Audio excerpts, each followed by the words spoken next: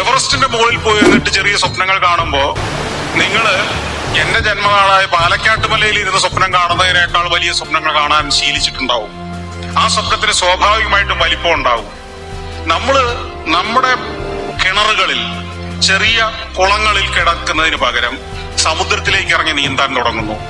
അവിടെ നമ്മുടെ സ്വപ്നങ്ങളുടെ വലിപ്പം, അതിന്റെ മാഗ്നിറ്റ്യൂഡ് വലുതായി മാറുന്നു. ആ സ്വപ്നം നിങ്ങളെ മാത്രമല്ല നിങ്ങൾക്ക് ചുറ്റുമുള്ളവരെയും സ്വാധീനിക്കാൻ തുടങ്ങുന്നു.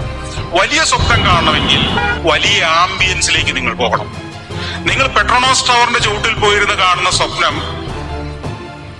മറൈൻ ഡ്രൈവിലെ പഴയ ബാങ്ക് ഓഫ് കൊച്ചിയുടെ കെട്ടിടത്തിന്റെ ചുവട്ടിൽ പോയിരുന്ന് കാണുന്ന സ്വപ്നത്തിന്റെ പല മടങ്ങ് വലുതായിരിക്കും.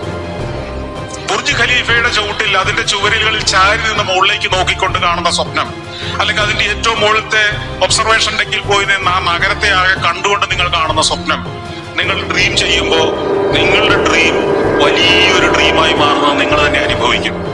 എന്നെ സ്വപ്നങ്ങൾ കാണാൻ പഠിപ്പിച്ചതൊക്കെ ഈ യാത്രകളാണ്.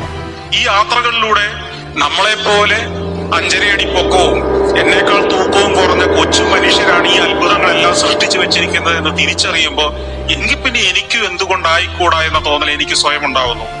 നമ്മളെക്കാൾ കൊച്ചു മനുഷ്യരുടെ ഒരു സമൂഹത്തിൽ ജീവിച്ചുകൊണ്ട് അവരുമായിട്ട് മല്ലയുദ്ധം നടത്തുന്ന ആളുകളാവുമ്പോ നമ്മുടെ സ്വപ്നങ്ങളും അവരുടെ സ്വപ്നം പോലെ ചെറുതായി പോകുന്നു. അതാണ് നമ്മൾ യാത്ര ചെയ്യാത്തവന് സംഭവിച്ചു പോകുന്നത്. നമ്മളെക്കാൾ ചെറുതായ മനുഷ്യരുമായി കലഹിച്ച് ജീവിച്ച് തീർക്കാതെ വലിയവരുടെ ലോകത്തേക്ക് നടന്നു ചെല്ല്.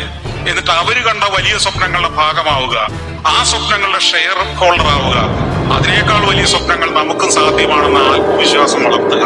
അത് മാത്രം മതി എന്ന് എനിക്ക് തോന്നുന്നു.